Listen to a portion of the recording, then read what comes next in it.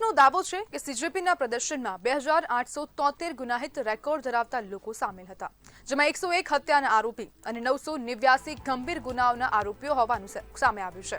જો આ દાવા તપાસમાં સાચા સાબિત થાય તો સૌથી મોટો સવાલ એ છે કે શું આવા આરોપીઓ સામે માત્ર જૂના કેસ જ ચાલશે કે પછી પ્રદર્શન દરમિયાન કાયદો વ્યવસ્થાનો ભંગ, હિંસા, પોલીસ પર હુમલો કે અન્ય ગુનાઓ માટે નવા કેસ પણ નોંધાવા જોઈએ।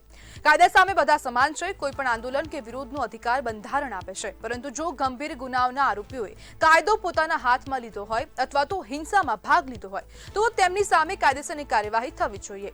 બીજી તરફ માત્ર કોઈ પ્રદર્શનમાં હાજર હતો એટલા આધારે તેને દોષિત ગણાવી શકાય નહીં। દરેક વ્યક્તિની ભૂમિકા અને પુરાવાના આધારે જ કાર્યવાહી થવી જોઈએ। હવે તપાસ એ નક્કી કરશે કે આ લોકો માત્ર હાજર હતા કે તેમણે ખરેખર કોઈ નવો ગુનો કર્યો હતો।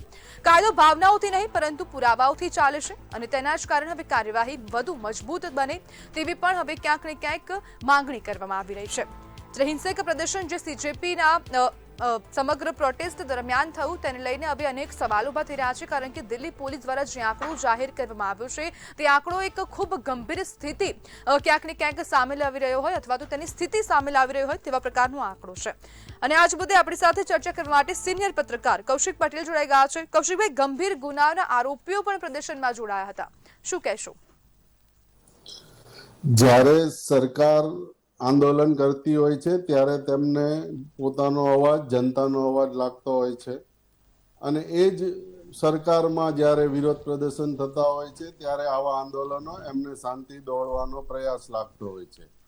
એ જ ભાગરૂપે આજે જે આંદોલનકારીઓની કુંડલી ખોદવા માટે સરકારી મશીનરી અને પોલીસ તંત્ર કામે લાગ્યું છે, એના પરથી એ સ્પષ્ટ થાય છે કે આ આંદોલનથી સરકાર નાખુશ હતી, એટલે આ આંદોલનકારીઓની કુંડળી શોધવા માટે રાતોરાત મશીનરી લગાવવામાં આવી છે।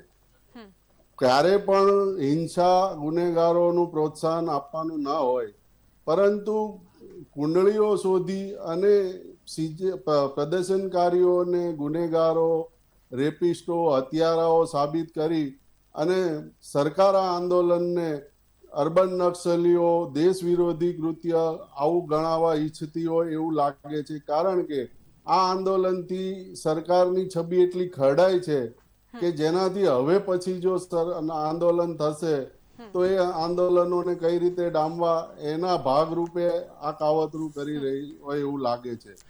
જો આંદોલનમાં પ્રદર્શનકારીઓ, ગુનેગારો, હત્યારા, રેપિસ્ટો હતા તો આજે સંસદમાં ચૂંટાયેલા નેતાઓ, કેટલા નેતાઓ અને ધારાસભ્યો, સંસદો ગુનાહિત પ્રવૃત્તિઓ નથી ધરાવતા?